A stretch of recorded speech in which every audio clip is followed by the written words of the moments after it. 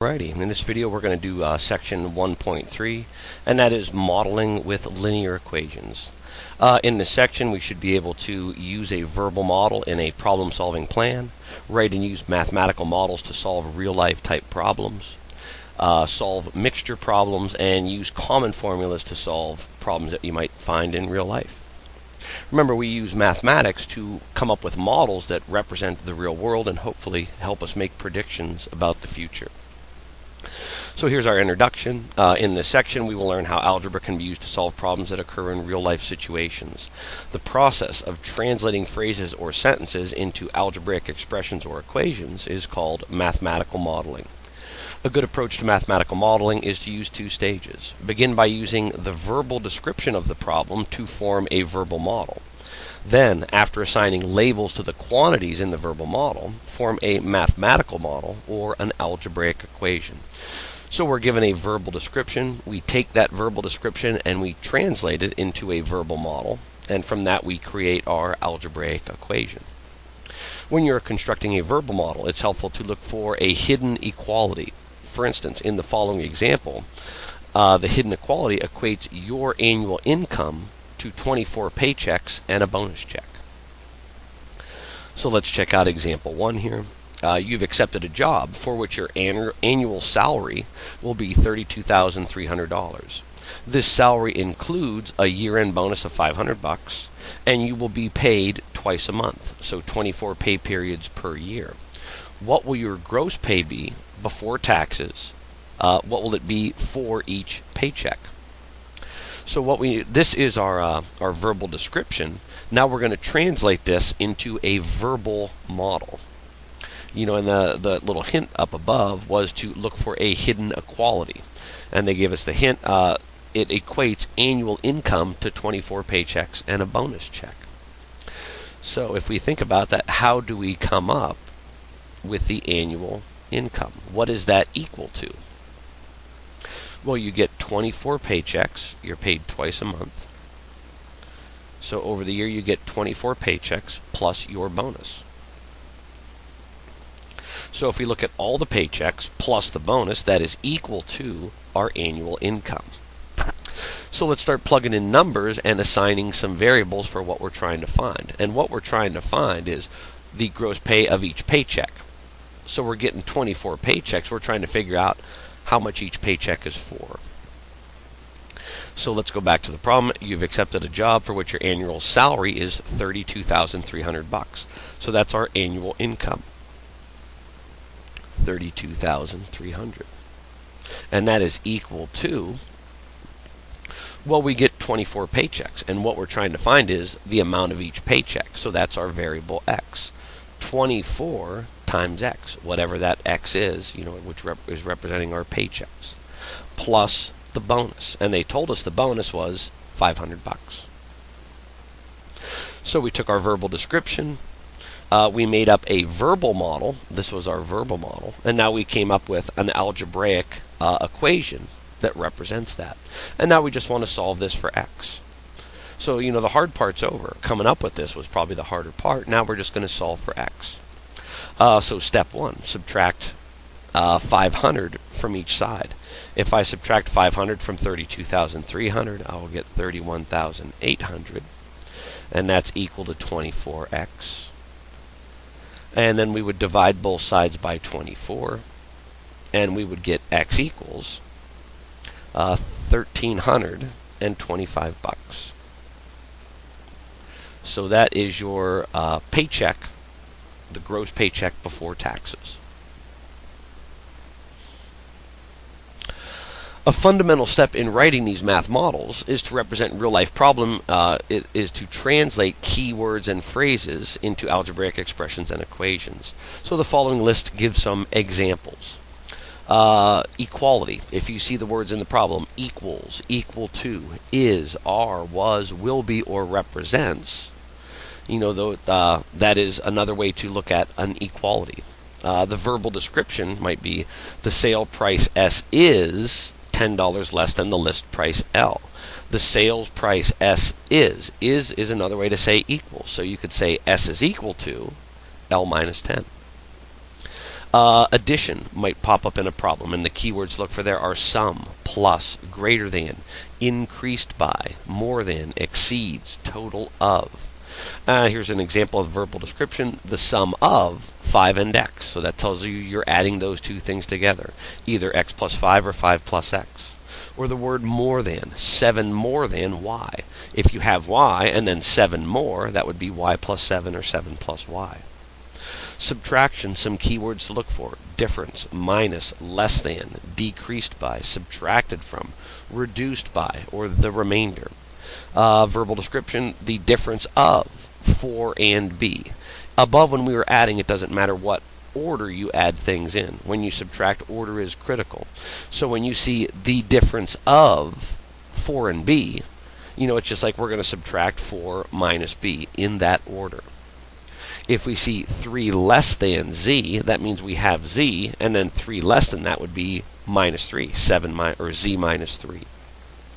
Multiplication, keywords to look for: product, multiplied by, twice, times, percent of. Like 2 times x, that just means we're going to take x and double it, multiply by 2. 3% of t. Remember, to change a percent to a decimal, we move the decimal 2 places to the left, so that would be 0.03 times t. Division, look for the words quotient, divided by, ratio, or per. Like the ratio of x to 8. So, x would be our numerator, 2, and then 8 would be our denominator. X divided by 8. In example 4, we're going to find the dimensions of a room.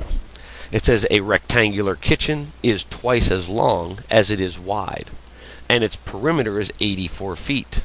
Find the dimensions of the kitchen. Well, the keyword I see there first is perimeter. If I want to find the perimeter of a rectangle, I know that perimeter is equal to, here on this bottom side is L, so this side straight across from it would also be L.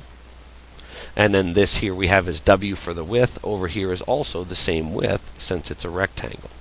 So the perimeter is going to be to add all those things up. L plus W plus W, or you could write it as perimeter equals 2 times the length plus 2 times the width. Now we have 2 variables here, and we're not going to be able to solve it, well, unless we have 2 equations in 2 variables. We're not going to be able to solve this until we have 1 variable. And the key is right here in the setup to the problem. A rectangular kitchen is twice as long as it is wide.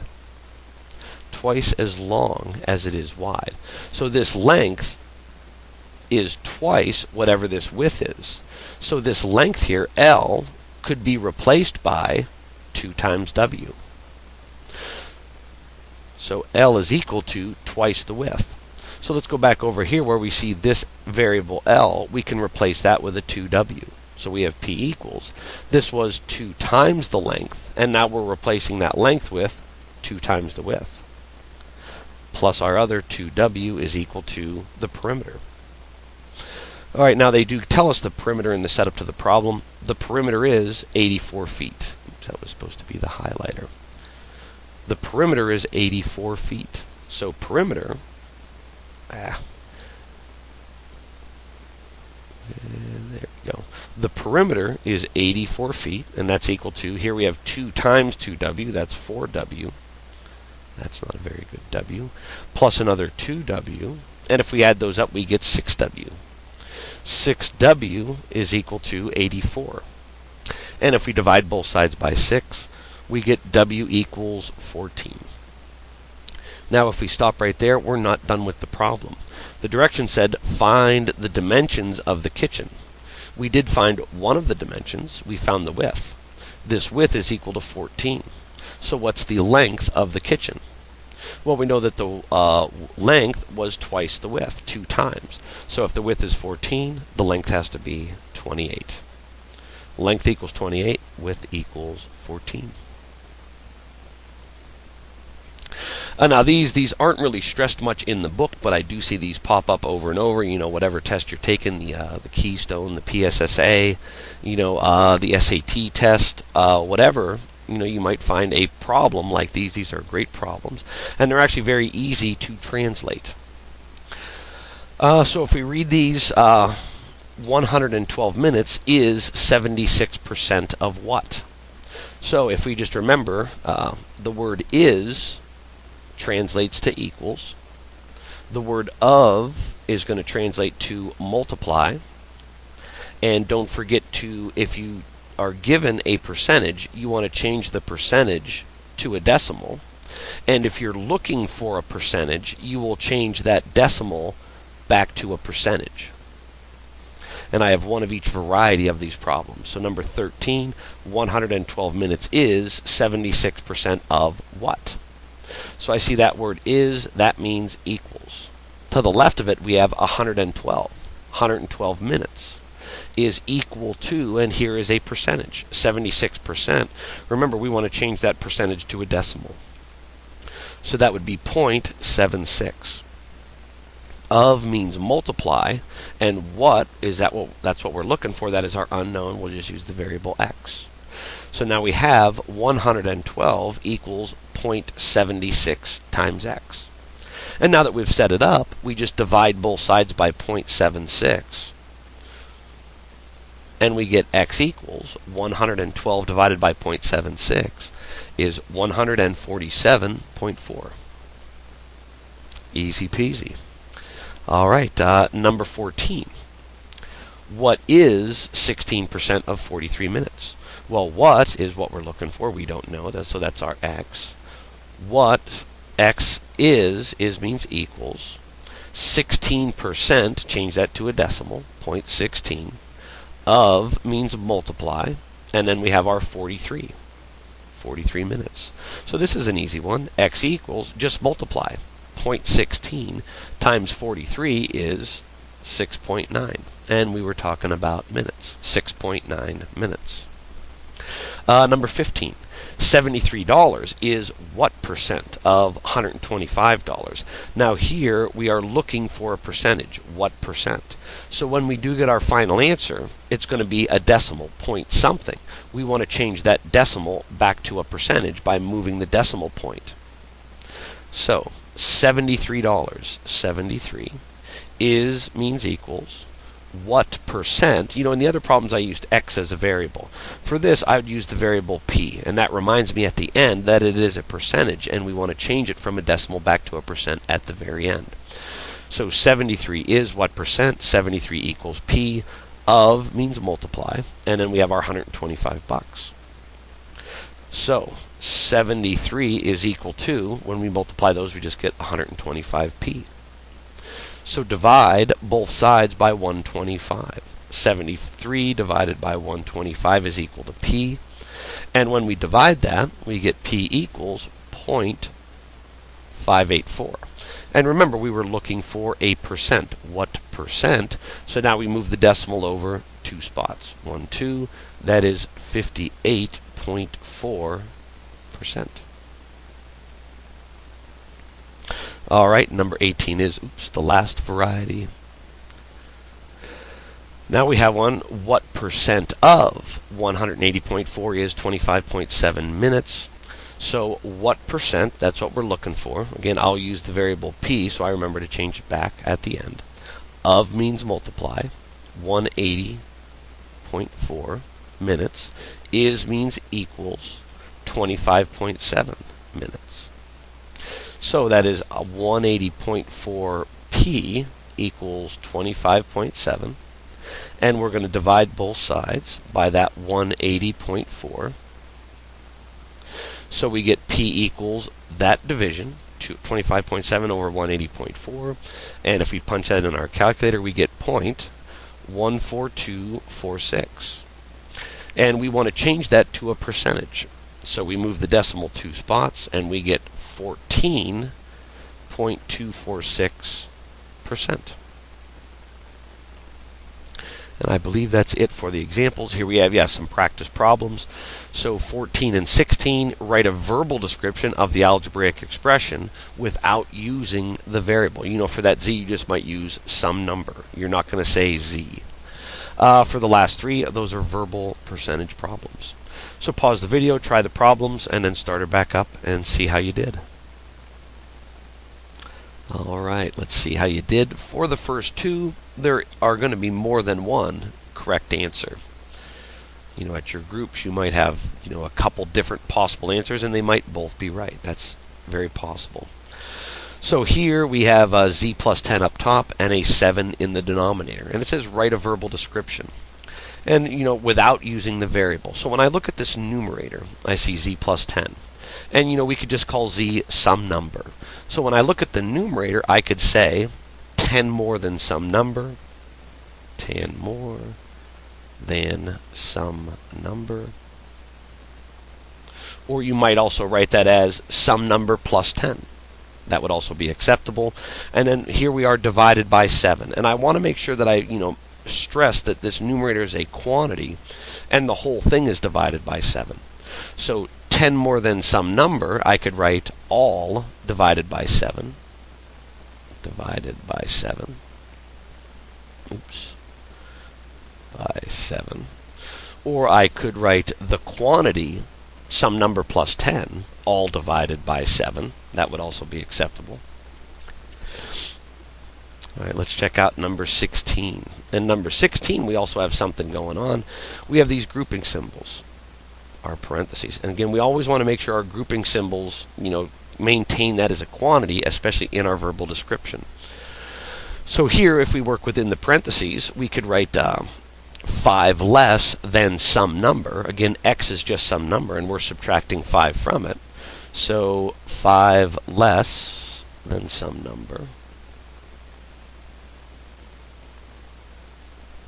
And then we have this group or this quantity outside the parentheses, 12 times x. And notice, this is x for both of them. So we say 5 less than some number, or we could say the quantity. Let me squeeze that in the front.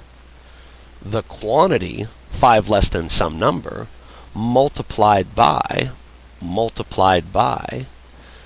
12 times that same number. That same number. And we do want to stress that the numbers are the same. This is an x and this is an x, so those numbers are the same. We want to stress that in the verbal description. If that was 12y outside times the quantity x minus 5, you could write the quantity 5 less than some number multiplied by 12 times some other number, just to make the distinction that they are different numbers represented by different variables. Alrighty, and these percentage problems, these shouldn't be too hard. The translation is pretty straightforward. So what is 90% of 130 inches?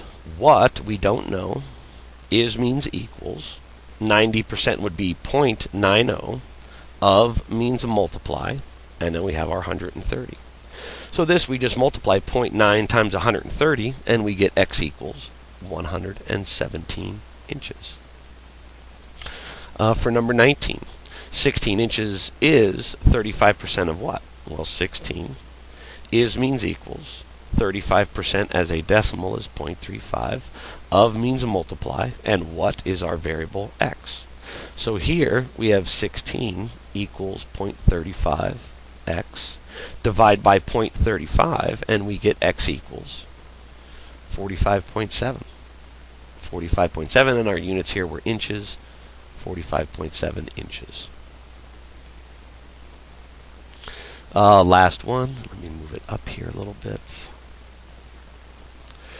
90% of 54.4 hours is what? So 90% is 0.90. Of means multiply. We have our 54.4 hours is, that means equals. And what is our variable? X. So this one is pretty straightforward. Just multiply those two together. X equals 48.96. 48.96 hours. Okay, and the assignment for this 1.3 day 1, you'll get a percentage worksheet. That's where I got these huddle problems and the examples from the earlier slide right here. They came off this same worksheet.